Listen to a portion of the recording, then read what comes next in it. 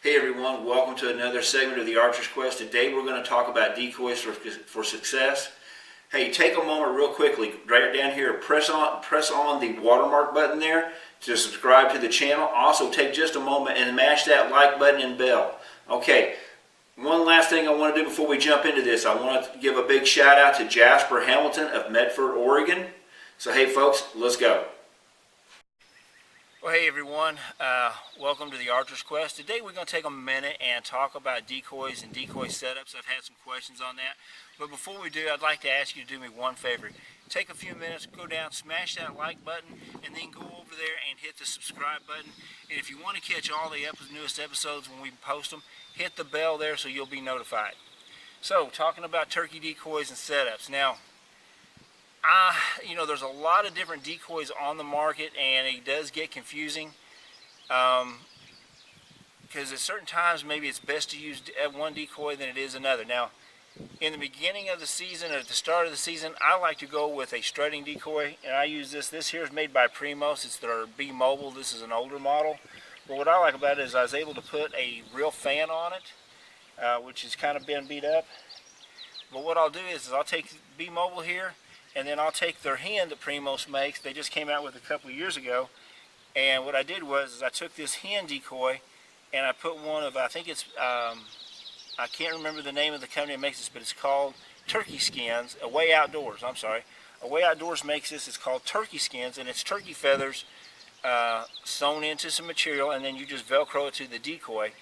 And I've noticed that the birds really like it. If you look at some of the videos where I've had this on different decoys, you'll see that a lot of times the birds will come up to it.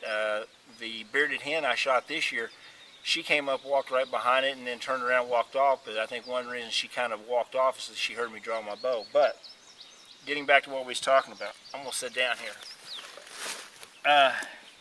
In the beginning of the season, a lot of times I will take, of course it counts on how many toms I have out there in the field net, or if I know how many birds have been using that field. But like I said, I'll take the B Mobile here, set it up, and then I'll take the hen here and put the hen down in front of B Mobile or right under it to stimulate it, to make it look like that the strutter here is getting ready to breed this hen.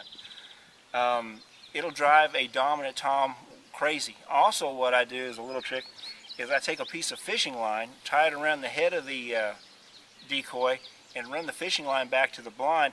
And that way, when there's no wind, on days there's no wind, I can pull on that, and that'll rock it, giving him a little bit of movement.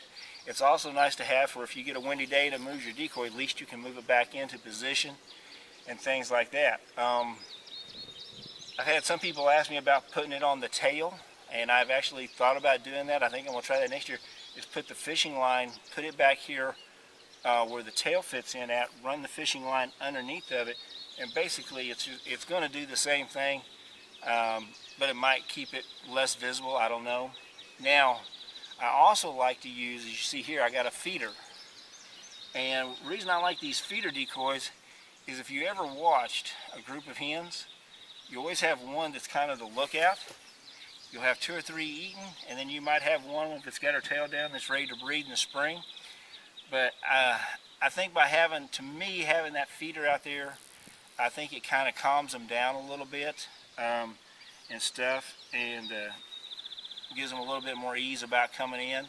It is a little bit more weight, but sometimes you got to sacrifice that. Now, sometimes I will replace the strutting decoy with a Jake decoy, especially about middle of the season. After, really here in Kentucky where I hunt out a lot for turkeys, after about that first or second weekend, I'll go to a Jake, and sometimes I'll set the Jake up the same way. Or what I'll do is I'll have the Jake sitting out with the and then have the hens on the side. Now, I will tell you this to help you, especially if you're bow hunting. When you set up a Jake or a strutter decoy, have the face of the decoy facing you. The reason is you will find, and I've seen this happen, is the birds will either come into the side to beat up on it, or they'll come around to face off with it, but it's going to bring them around there. Instead of them being here in that tail fan blocking your shot, if you've got the decoy facing you when the bird comes in, he'll come here or here, or he'll actually come right over to it, giving you the opportunity for a better shot. So that's just something to remember. Late season, like where we're at now, it's the last weekend of the month. If you look at the episode that we are going to be posting, the episode Down to the Wire. If you notice in that episode, I started that morning out and I wasn't thinking. I put this strutter out, and after I had a tom come in, he hung up, he walked all around, never would come in. After he walked away, that's when it dawned on me. I thought, hey, he didn't want to come down here because he was here.